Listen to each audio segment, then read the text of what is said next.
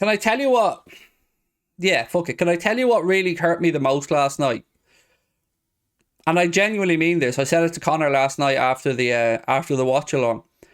What hurt me the most last night was when the trouble broke out outside the stadium, when people weren't able to get into the stadium, and UEFA put out their stupid statement, and my heart sank when I seen opposition fans, fellow football fans, immediately point the finger at Liverpool fans and immediately trying to vilify and badmouth and stereotype and pigeonhole Liverpool fans into some horrible position when media outlet after media outlet, Sky Sports did a fantastic job on it, and full credit to Darmay Sheth for the job he did reporting it. Many other journalists as well. It was very clear very quickly that Liverpool fans were not the problem last night. The problem came with heavy-handed policing. The problem came with a lack of organisation. And the problem came with French youths jumping barriers. French youths robbing people and beating people up around the city. And Liverpool fans were collateral damage. That was set up last night like they were expecting trouble and they were preempting it by attacking innocent football fans. And I will say this once again, and I hope people start listening. You can sit at home if you're an opposition fan and laugh and mock and point the finger at Liverpool fans. But this is a problem right throughout the game. I've seen Manchester United fans go to Spain and be treated very heavy-handedly by stewards. I've seen Chelsea fans go abroad and get treated very heavy-handedly by stewards. Football fans are treated like animals. No other sport, no other occasion will this type of behaviour be tolerated by authorities, by police, and by those running the event.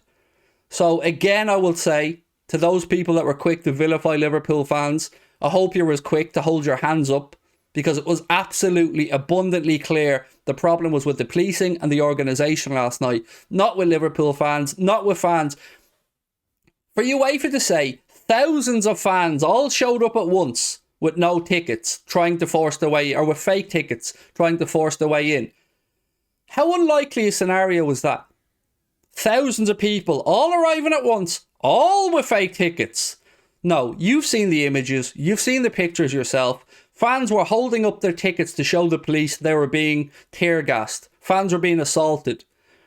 And it wasn't just limited to Liverpool fans. I believe there were some Madrid fans that received some heavy-handed treatment last night. And our fans were exemplary, as they always are. To be quite frank, as they always are. Those fans, like, you've seen the pictures of who was there last night. A lot of elderly people, a lot of families, a lot of fathers with sons, mothers with daughters.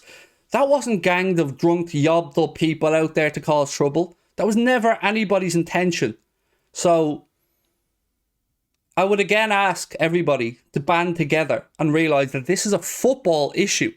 Us football fans are treated like animals, and it's unacceptable because it isn't justified. It isn't justified. In no other walk of life, in no other event would that be tolerated by patrons of the event. It's disgusting, and I genuinely hope that people have the good grace to have learned the lessons about what was pointed at Liverpool before, about what the city has gone through to clear their name. And yet again, people were quick to point the finger. I'm not from the city, but I'm incredibly defensive of the city because I know the people of the city are good-hearted people. I know the people of the city fought so hard to clear their names and their families' names. So again, I would just urge everybody to please just show some common sense and just realise that this is unacceptable. It's not acceptable. Liverpool fans, Scousers, whomever, caused no trouble last night. None. And I await the report like everybody else to see what comes of it. But I'm incredibly saddened by what I seen last night. And that hurt me more than the result, because I know how unfair it is to those people that travelled and spent their life savings or took out loans or, pooled together money to get over there, only for it to be refused access to a stadium with real tickets, to be heavily handedly treated by the police, to be assaulted, to be vilified. I thought we'd move past those days. It's extremely saddening.